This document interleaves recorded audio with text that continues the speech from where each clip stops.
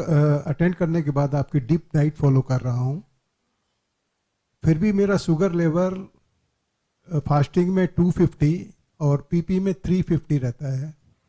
आपने मेरे को गैल्वस 1000 सुबह और शाम लेने के लिए कहा था, वो भी मैं ले रहा हूँ। इसके लिए मुझे क्या करना चाहिए? हाँ, इसका मतलब हमारे जो डायबिटीज़ वर्चुअल टूर में अब बिल्कुल कंट्रोल नहीं हो रहा, तभी बोलते हैं हम, ठीक है ना, वो भी बहुत टेम्पररी पीरियड के लिए। सो और अभी भी मैं देख रहा हूँ कि वो फिर भी कंट्रोल में नहीं है। एक तो 250 रहता है, एक 300 रहता है, ऐसा बोल रहे हैं।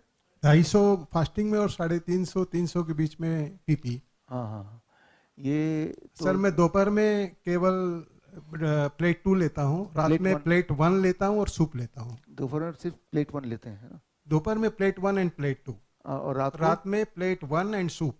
सूप लेते हैं, राइट। वो आप फ्रॉक डाइट में हैं? हाँ, फॉक डाइट में। आप ग्रीन लीव्स लेते हैं, पत्ते ग्रीन लीफ फॉर्म में नहीं लेता हूँ, फॉर्म में, जूस फॉर्म में लेते हैं, जूस फॉर्म में। उसको पेस्ट फॉर्म में लीजिए।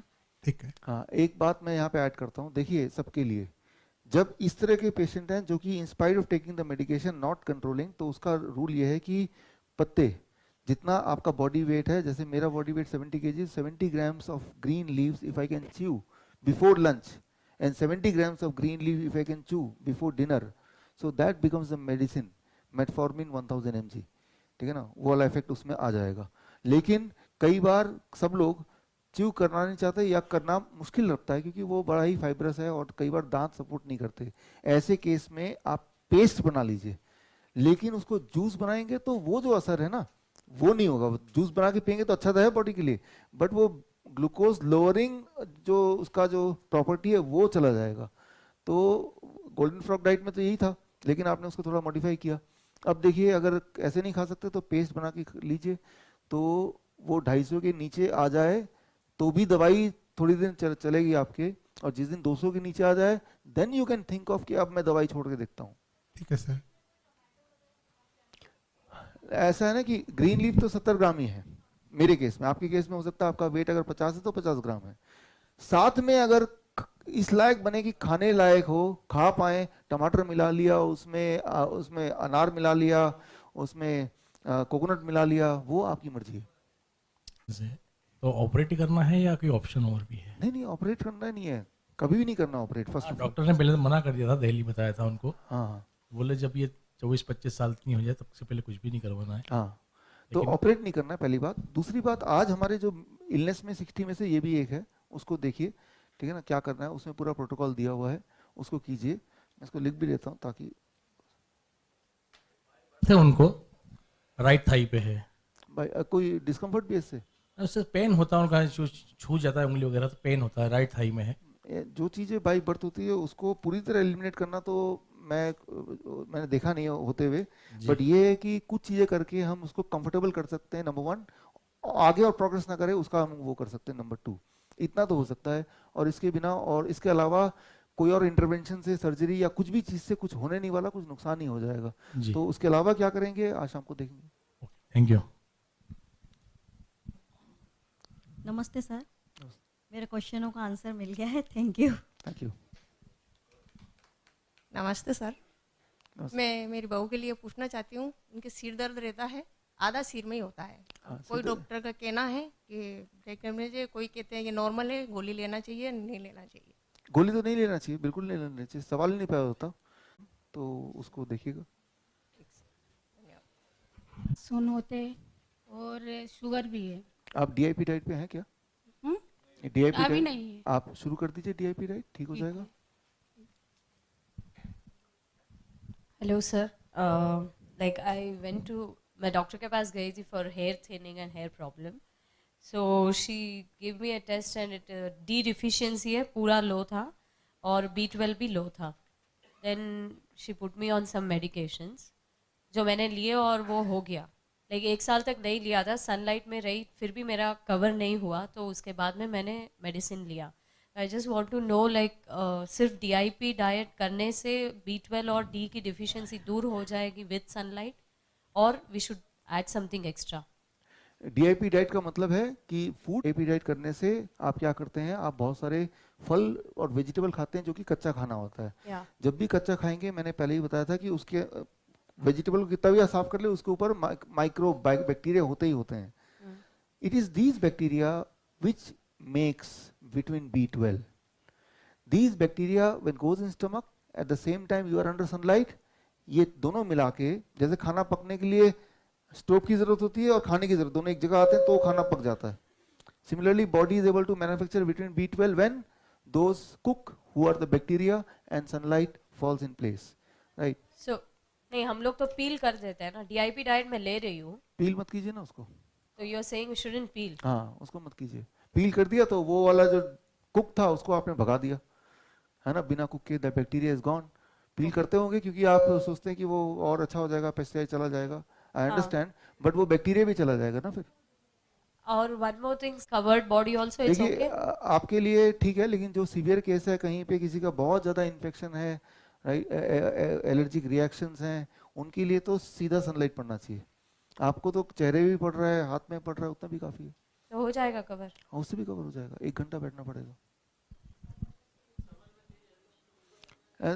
एक साथ मत बैठिए, एक साथ मत बैठिए. Good morning sir.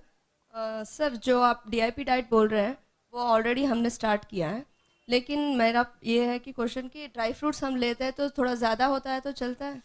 जो भी मैंने बताया DIP डाइट में, उसकी मिनिमम लिमिट मैंने बताई है. इतना तो लेना ही लेना है.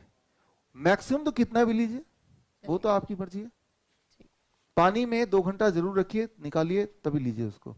निकाल के आपने टिफिन में भर लिया, पूरा दिन अपने साथ रखा tiffin. whenever you want you can eat. I wanted to ask you about dental problem. Like I had my tooth extracted, and I have not been able to implant because I want to avoid antibiotic. So what should I do? देखिए, antibiotic, natural antibiotic जब आप implant करना चाहते हैं, before that for 1 week DIP diet minus plate 2 it becomes natural antibiotic. तो आपको antibiotic की जरूरत नहीं पड़ेगी और उसके बाद पेन किलर की जरूरत नहीं पड़ेगी. That can be taken care by the diet. और उसके बाद भी 1 हफ्ते तक absolute DIP diet minus plate 2, ना सुबह ना शाम को. This means cooked food is not there for you.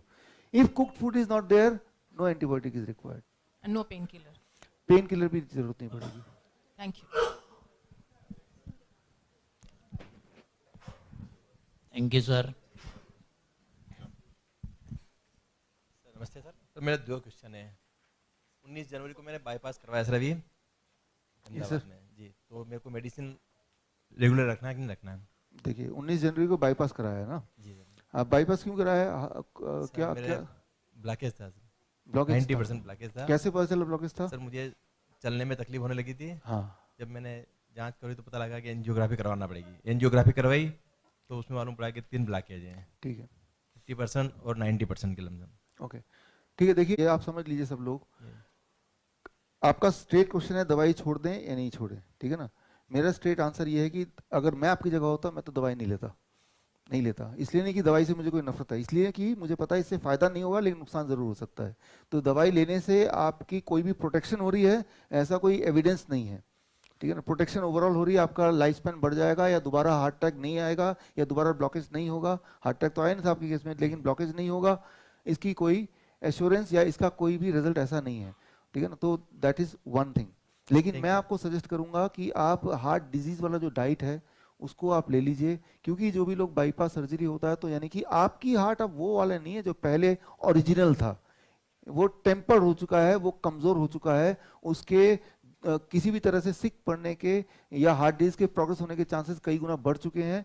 तो my suggestion strongly advice is that you start your first the heart disease वाला डाइट, जो कि आज मैं आपको बताऊंगा. और जब वो स्टार्ट कर देंगे और 1 हफ्ता कर लिया without stopping the medication, and you are sure that I'll be able to continue the diet, right? This is the time to stop the medicine.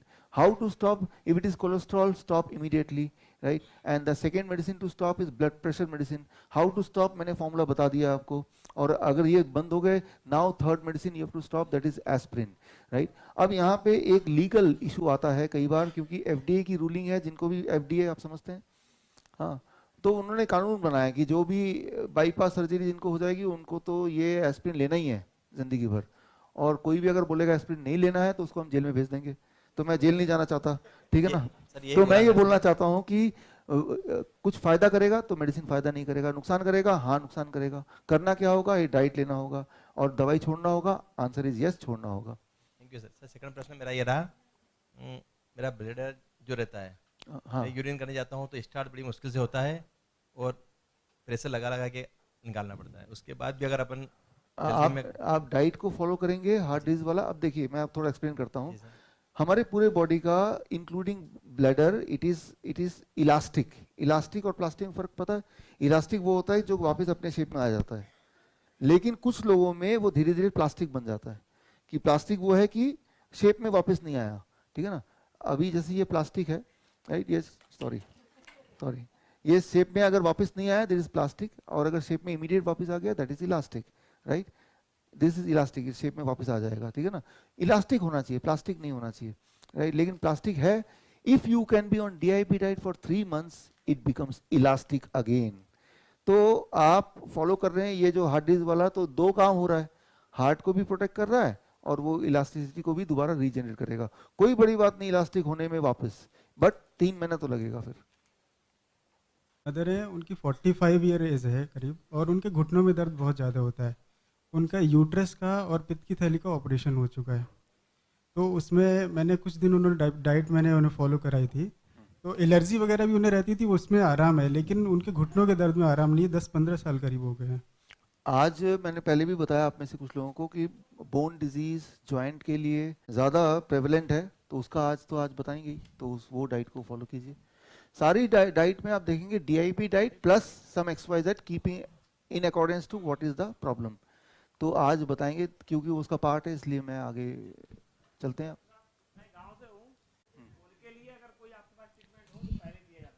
हाँ देखिए, कभी भी बुखार हो जाएगा, कभी भी किसी को बुखार, जब बुखार का बैठिए सर, बुखार का पहला दिखा दे टेम्परेचर है, जैसे ही पहले पता चला कि टेम्परेचर है, for 3 days 72 hours DIP diet minus plate 2, ठीक है ना। मैंने पहले भी बताया था कि कोई भी तरह का इन्फेक्शन है बॉडी में, कोई भी तरह का इन्फेक्शन, वेजाइनल इन्फेक्शन हो या वायरल इन्फेक्शन हो या बैक्टीरियल इन्फेक्शन हो, इन्फेक्शन का फूड होता है वही फूड जो आपका फूड है, कुक्ड फूड, प्लेट 2। उसको जैसे ही आप 3 दिन के लिए छोड़ देते हैं, बॉडी से हटा देते हैं, तो they all infection they die their own death, right, they die of starvation, ठीक है ना। तो किसी को इन्फेक्शन से, यानी कि किसी को वायरस बैक्टीरिया से फीवर हो जाएगा, किसी को इचिंग हो जाएगी, किसी तीसरे को कोई और चीज हो जाएगा, लेकिन उन सब वो डिपेंडिंग ऑन कि वो जो इन्फेक्शन है, वो जो वायरस है हमारे बॉडी के किस पार्ट में है उस वक्त, लेकिन किसी भी पार्ट में उनका खाना तो सेम ही है। तो खाना सेम है तो उस खाने को बंद कर दो। कितने दिन के लिए बंद करो? लगभग 3 दिन के लिए। आप ये पाएंगे टेम्परेचर बढ़ा तो रहेगा 101, 102, इससे ज्यादा नहीं बढ़ेगा। तो अगर 101, 102 है, 103 है, तो टेम्परेचर को कम करने की कोशिश नहीं करनी, दवा नहीं लेनी है, क्योंकि कम करेंगे, याद रखिए हायर टेम्परेचर में जो वायरस है, बैक्टीरिया, ये मल्टीप्लाई नहीं कर पाते, वहीं थम जाते हैं। ऊपर से खाना नहीं मिल रहा है इसको, तो वहीं मर जाएंगे। तो ये करेंगे तो it will take about 72 hours to come out of it. इसको एग्जैक्टली कैसे करना और डिटेल में, तो आज इसको हम कवर करेंगे। US से आया हूँ और सिर्फ आपको देखने के लिए, आपसे मिलने के लिए। सारे सवालों का जवाब तो मिल ही रहा है, क्योंकि जो क्वेश्चंस थे वो सारे के सारे, मुझे एक डाउट था किडनी अपने सीरम क्रिएटिनिन का, क्योंकि मैंने भी काफ़ी ट्राई किया, सीरम क्रिएटिनिन लेवल हमारे आयुर्वेदिक दवाइयों से कम नहीं हुआ। और रही DIP VIP की डाइट, मैंने जून 10 लास्ट ईयर US में पूरे दवाई बंद कर दी थी। मुझे भी थोड़ा सा डायबिटिक था, BP भी था, सारे गोली दवाई बंद कर दिया है। Now I am very all right, सिर्फ थोड़ा सा ढीला हो गया है 1-2 इंच। हाँ, और मैं चाहता हूँ कि थोड़ा पार्किंसोनिज्म के बारे में थोड़ा सा गाइडलाइन देंगे आप। और शायद सुबह मेरे बेटे ने ईमेल भेजा है आपको, तो वो मेरी रिक्वेस्ट है कि आप वो देखें। पढ़ा मैंने ईमेल। जी हाँ, तो भूपेंद्र सिंह तो नहीं? भूपेंद्र सिंह मेरा बेटा है, he is the scientist in IBM, he is the director there. और मेरे 4 brothers are there in Atlanta, so they want to make your program there. Heartily हम रिक्वेस्ट करते हैं कि just you accept that, and जितने भी आपके team के लोग हैं सारे के नाम वगैरह देते हैं, we will make a program there. और सिर्फ एक पार्किंसोनिज्म के बारे में थोड़ा बताएंगे तो। पार्किंसन बोल रहे हैं? पार्किंसन बोल रहे हैं, हाँ, ठीक है। एंड इंसोम्निया थोड़ा सा उसके बारे में हाईलाइट करेंगे। और बहुत खुशी हुई आपको देखे, specially I came for see you from there and I am practising the Hyderabad also, Begum Bazaar I got my nursing home and daily at least 200 patient I am seeing.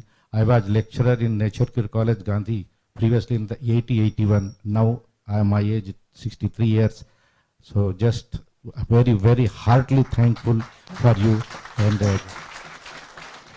जो देश में इस प्रकार से आप कर रहे हैं, तो उस सच्चिदानंद ब्रह्म को मैं प्रणाम करता हूँ। आपके माँ बाप को भी मैं प्रणाम करता हूँ कि उन्होंने ऐसी संतान इस देश को एक बंदे के रूप में भेजा है जो सारे दुनिया को अलर्ट कर रहा है। मेरी बात होती है डॉक्टरों से, निम्स में, अपोलो में। अभी एक अपोलो में डॉक्टर साहब ने किडनी निकाल ली, अभी एक वन वीक पहले एक बंदा आया था यूएस से, खाली ट्यूमर था किडनी में, उसकी किडनी ही निकाली यशोदा हॉस्पिटल वालों ने, समझे।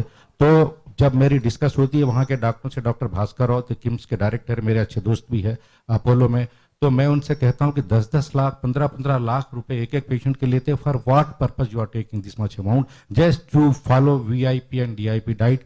Commissioner of police, DIG of police, मैंने रिकॉर्ड भी लाया है, मेरे पास उनके स्टेटमेंट है, और मैं अगर आपको टाइम रहेगा 1 मिनट तो दिखाऊंगा। They are following your diet and they are very nice. DIG का वेट था 150 kilo, now he is 110 kg। Commissioner का वेट था 110, ही इज 95। एंड उन्होंने अपना वीडियो दिया है मुझे, मेरे पास है वो। और एक था HIV का पेशेंट, बच्चा है करीब 18 साल का, टोटली ही is all right with in 6 month. Very good. So मैं बहुत बहुत धन्यवाद करता हूं, और मेरे जितने भी पेशेंट्स हैं सभी आपको इतना धन्यवाद देते हैं। मैंने एक फोटो के साथ आपका वहाँ लगाया है मेरे क्लिनिक में। मैं चाहूँगा थोड़ा सा एक डाइट का चार्ट, मतलब कैसे आपने एक वीडियो में कहा था कि भाई वो आप लेके वहाँ लगाए, तो अभी हमने लगाया है। और जो भी है गाइडलाइन, मैं डेली हर वीडियो आपका देखता हूं, और वीडियो देख के सारे पेशेंटों को भी बताता हूं कि देखिए एक नौजवान कितना देश की सेवा कर रहा है। सारी दुनिया एक तरफ और डॉक्टर विश्वरूप चौधरी एक तरफ। Thank you.